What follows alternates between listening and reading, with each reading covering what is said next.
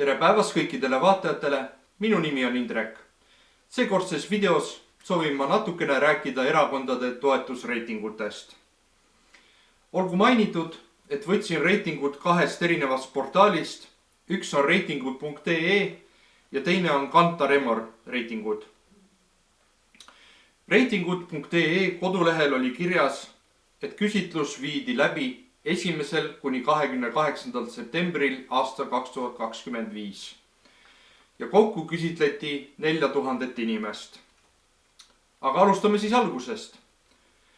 Kõige populaarsem erakond reitingud.ee järgi, natukene need pingeread on erinevad kusjuures. Kõige populaarsem erakond on Isamaa erakond, keda toetab 28,7% valijatest.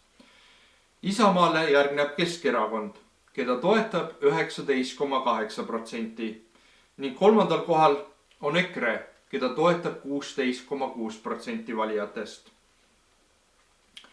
Neljandal kohal on sotsiaaldemokraadid, keda toetab 12,4%.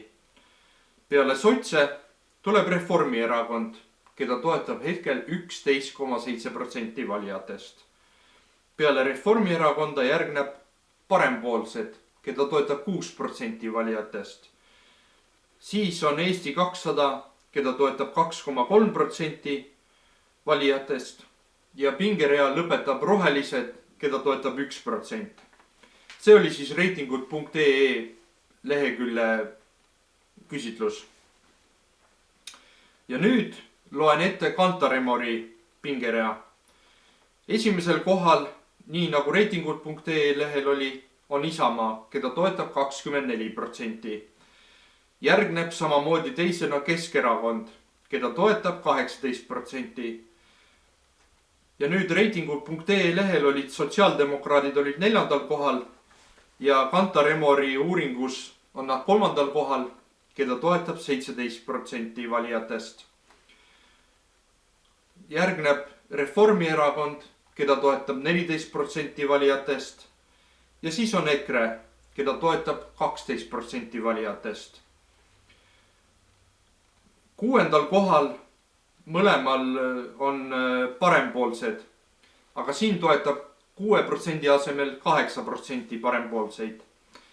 Parempoolsetele järgneb Koos erakond, keda toetab 2% ja pingerea lõpetab Eesti rahvuslased ja konservatiivid, keda toetab 1% valijatest.